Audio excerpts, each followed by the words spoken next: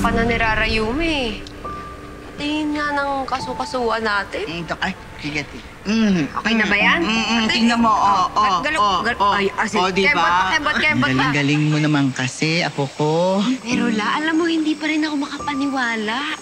Nakapagpaanak ako mag-isa. Pero hindi naman talaga ako mag-isa nun eh. Dahil dala-dala ko lahat ng mga tinuro niyo sa akin. Hiro mo yan. Batang-bata ka pa lang, marami ka na natutulungan. Tayong dalawa yun, La. Ayan, wala na, oh. Tingin nga, La, yung likod mo kung may lamig. Sige. La, mahal na mahal mo po yun. Sorry po. Tana. Huwag ka mag-sorry. Ako dapat ang humingi ng tawad sa'yo.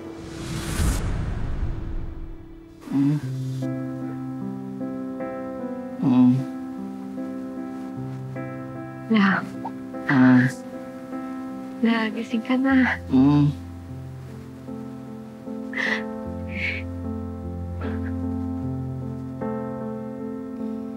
Apo ko. La. Tana. Nandito na si Lola.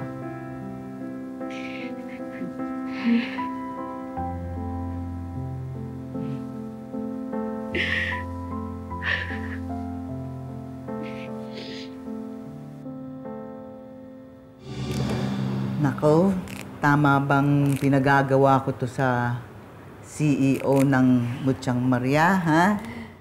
Wala naman eh. Bata pa lang ako. Pampaantok na natin to.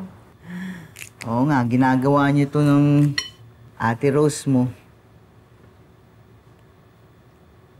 Kamusta na kaya si Rose? Siguradong hirap yun. Naiipit sa pagitan ni Alex at ng tunay niyang ama. Hindi ko naman po masisisi si Alex na kinumpronta niya ang pamilya ng pumatay kay Ining. Matagal din naman niyang hinanap yung dapat managot eh. Ngayon na nahanap niya, parang wala pa rin hustisya. Dahil nakapagpiyansa agad si Natalie. Alam naman po natin yung mga ganong klaseng tao, yung mga may pera. Madaling makatakas sa pananagutan. Sinabi mo pa. Kilala ko po si Alex. Alam kong masakit yun para sa kanya. Pero alam ko ding hindi niya ginusto ang nangyari kay Doc Frank. Sana lang hindi nasisihin ang sarili niya dahil lang doon. Bakit nagkakaganyan ka? Wala. Nag-aalala lang naman ako sa isang taong parang pamilya na rin natin. Yun lang.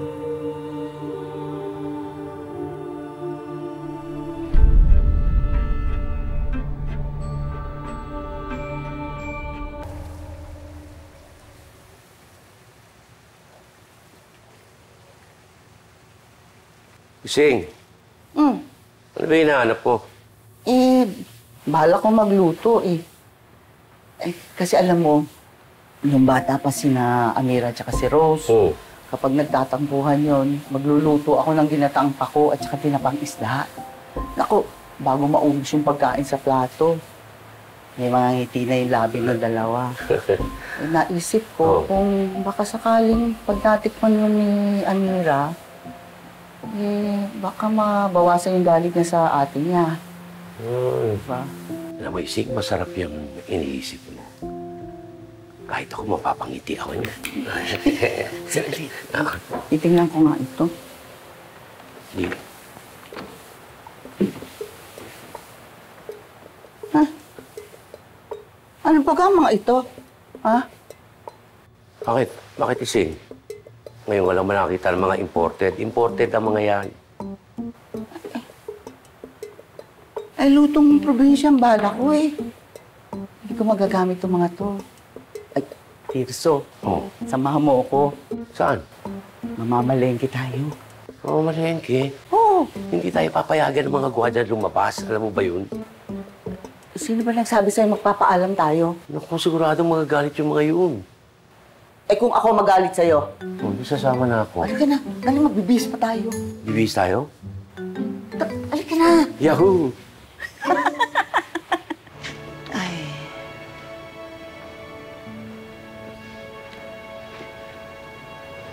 Ay, si Belen parang nabunutan ng tinik, ano?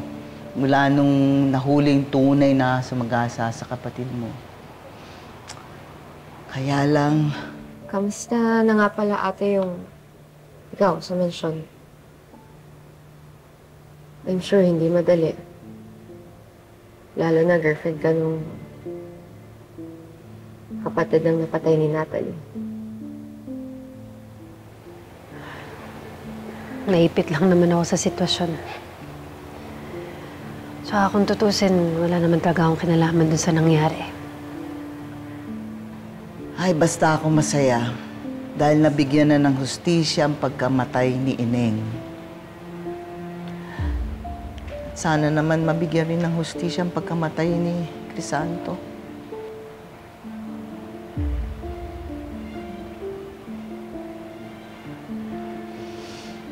Ay, Magnolia, pakitawag na nga yung dalawa para makasama sa pagdarasal natin. Halina kayo. Mag-uumpisa na yung isa.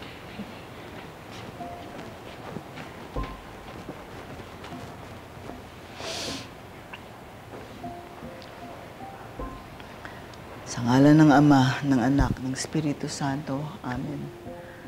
Panalangin para sa mga kaluluwa ng mga yumao. Panginoon naming Diyos, aming Ama, kayo po ang dahilan ng aming pagsilang. Kayo po ang dahilan ng aming pag-iral.